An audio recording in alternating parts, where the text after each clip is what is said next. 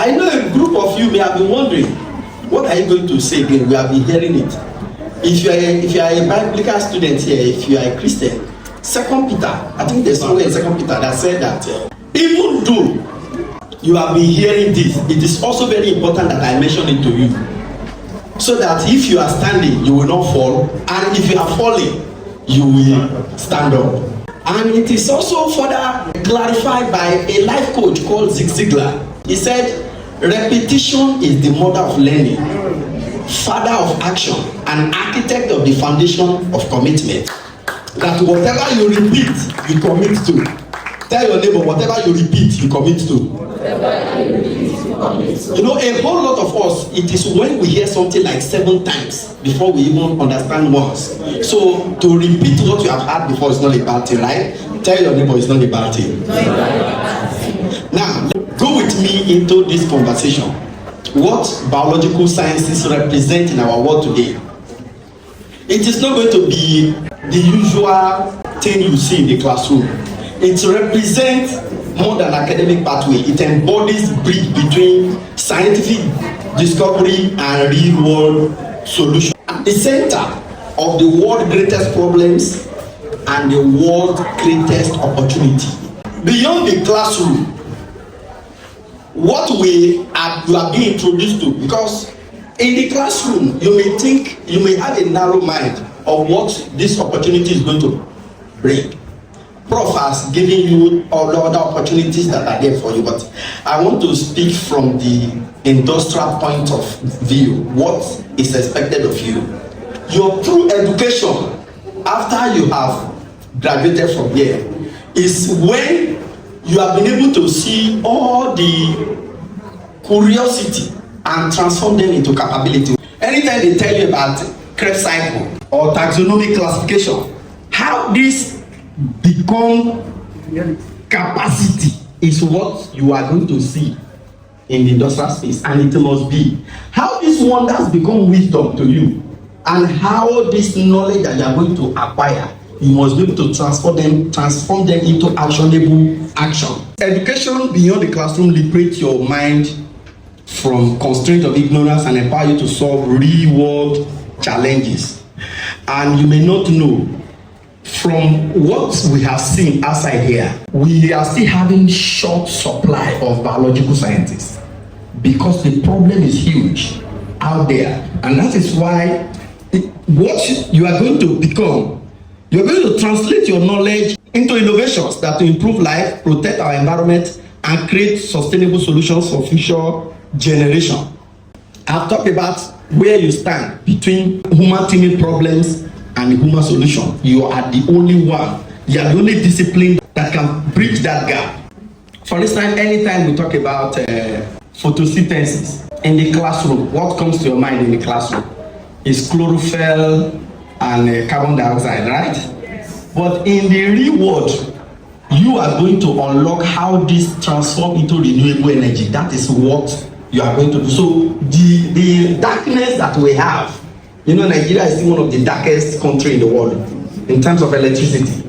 So you are the one to position to solve that problem for us. And that is why we are seriously looking up to you when you become what we want you to become by the special grace of God. Biological sciences extend far beyond crisis response. You are guardian of biodiversity, the innovators of sustainable agriculture, the pioneers of biotechnology, and the architect of environmental restoration. I won't dwell so much on this because Prof has explained them.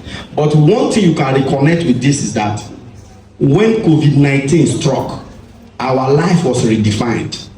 Who helped us? The people who actually helped us to navigate our world around COVID-19 pandemic are biological scientists.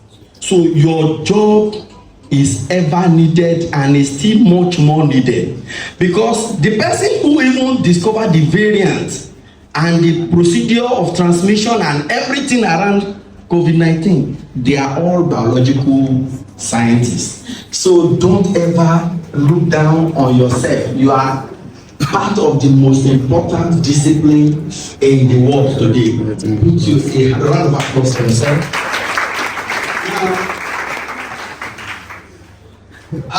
Prof has explained your role in environmental sustainability. I won't dwell so much on it because when you talk about human interaction with environmental resources, the level at which we impact our environment, is only biological scientists that understand the relationship much more than every other discipline. And that's why when it comes to designing conservation strategy, developing environmental monitoring system, creating restoration protocols, and sustainable technologies, biological scientists are at the forefront of all this.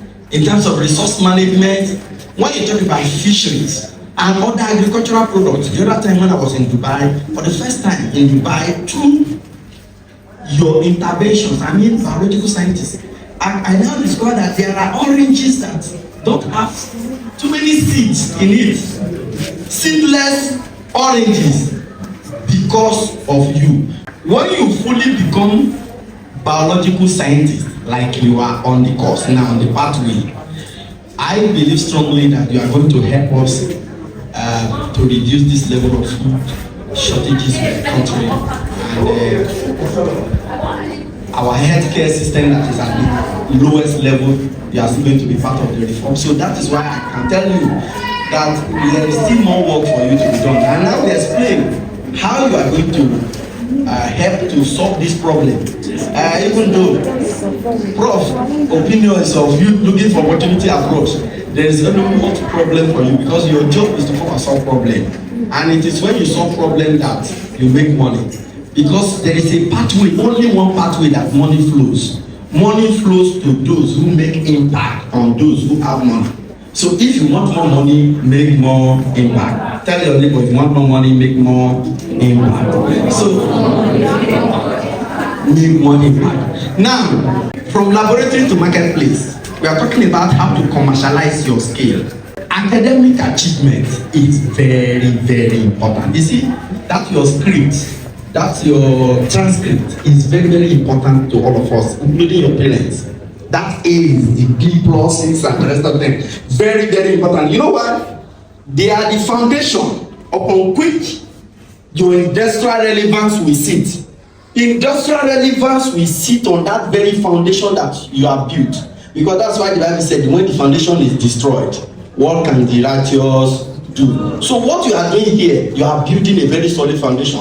Now your industrial relevance will now form the pathway for your impact, global impact, and financial transformation and financial sustainability. So how do you transit from this academic achievement to industrial relevance? You see, that's the difference between a job and a skill. You must get your practical skill. Tell your neighbor, get practical skill. There's something unique that I want to explain about a job and a skill. A job is far different from a skill. Our prof now is very skillful. And you know what? He can't be sacked anymore. You know, when you have a job, you can still be sacked. But when you have a skill, you can travel with your skill. So anywhere prof is now, prof is a mobile institution. He cannot be there. He cannot be removed from his job. So, and that is what we want you to become. Become unsackable.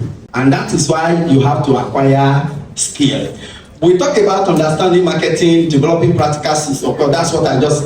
And building network. One of the things you are doing by attending this seminar is building network. And you are going to get more of that. You need more of that. Register in association, a biological association, international organizations. That is true. That is the means through which you build network that will form your social capital. Because what brought me here is nothing short of social capital. This is the first time I'm meeting physically Dr. Ayo. Please put your hands together for him. We have been friends for more than 2-3 years now. And we have been relating as we know we are very close. But this is the first time I'm meeting him practically. It is through him I became a member of Ecological Society of Nigeria. And a lifetime member. And through him, I have made Ecological Society of Nigeria, ECOSI, an institution in my directorate. Let's just go to industrial behavior and attitude necessary for success. The truth is that, yes, you need to be competent. That's And by the time you have graduated here, you will be competent. But there's a bad news here. There's a bad news, but I will deliver the good news. Or which one do I do? Because there's bad news and good news. Shall I take the bad news first? Unfortunately, competence is not enough to succeed in the industrial space. Competence is not enough. You need more than competence. You have to be exceptional. And how do you become exceptional? It's one of the things he has demonstrated. You know, there is something called Darwin theorem. I know this is your field now. You know Darwin theorem. Survival of the fittest, right?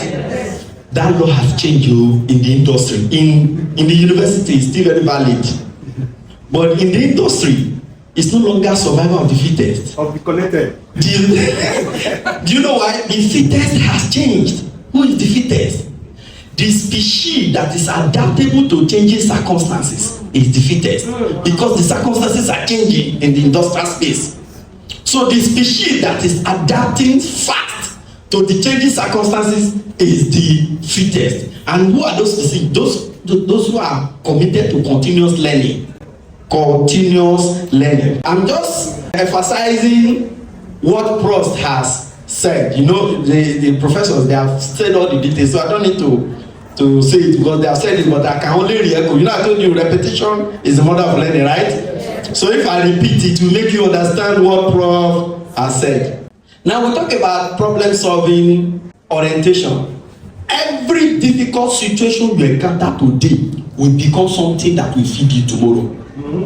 Any problem you encounter, even this campus, let me tell you, my name is Dr. Oscar Gbayisemore. Yes, let me say it as it. You know, I'm from a large local government, but I grew up in a community in Bayelsa State. While growing up at the age of 10, I have traveled around the coastline with my dad. I've traveled from Lagos State through the coast, through Atlantic Ocean to Oron. I know all the creeks in Bayelsa and River State growing up. To the point that when I was in Petroleum Training Institute, those who were doing smuggling business, carrying things from Nigeria to Cameroon, they use big boats. But the best carpenter that can help them, they are usually in Navy Waterside in Port Harcourt. So when they build the boat, they cannot move the boat in daytime because of custom. They need to move the boat in the night, and they don't know, nobody knows the creek. They will come to school and hire me and pay me. I will leave the boat to Oro and come back. So I didn't bother to go home again to go and disturb my parents. I was living very well in school because of the problem that I went through growing up. It became a source through which I was able to have my education seamlessly. And not only that, those knowledge is a basic of the foundation that I have in environmental sciences today. You can't be talking about biodiversity loss and I will not have a sense of history of what has changed, the trend of the environmental changes and areas of intervention and the rest of them. So any problem you encounter in this campus that is difficult, that you commit yourself to solve, will become something that will feed you in future. On ethical integrity, there's something, I don't know whether you've heard about Mahatma Gandhi, the man who built India. There were certain things he said. He mentioned 7 things that will destroy humanity. One of them is wealth without work. Have you heard that word before? He said this thing will destroy humanity. He mentioned religion without sacrifice, knowledge without character, politics without principles. He mentioned there are 7 of them. There is no principle that will substantiate that the means through which you arrive at an end is not important. The end is inseparable from the means. Tell your neighbor, the end is inseparable from the means. The end is inseparable from the means. The means through which you get any product can corrupt the product. No matter how good the product is. If the process through which you arrive at the product is compromised, it's a useless product. Tell your neighbor, it's a useless product. So you must make sure the means and the end are in alignment. In the area of vaccine development, that is the area where you are very relevant. Besides that, have you also discovered that Nigeria healthcare currently is at the all-time low? That's why you are needed, and emphasize that earlier. And now we are having the highest level of food shortages in the world. Through biological scientists, we're able to discover that seed carries more nutrient than the fruit they develop into. So you have opportunity for you to engage in preventive medication. You can start doing things that make you have opportunity to make money without necessarily being employed in any institution. Let me just use this opportunity to call on all of you to become just more than a graduate with degrees. Become innovators who create solutions, become leaders who inspire others, become entrepreneurs who build sustainable enterprise, become advocates who protect the vulnerable, become scientists who save humanity. Your biological science education is the seed. Your dedication is the water and the sunlight. The impact you create will become the forest that shelter future generations. Thank you so much. And congratulate all of you for today. May God bless you.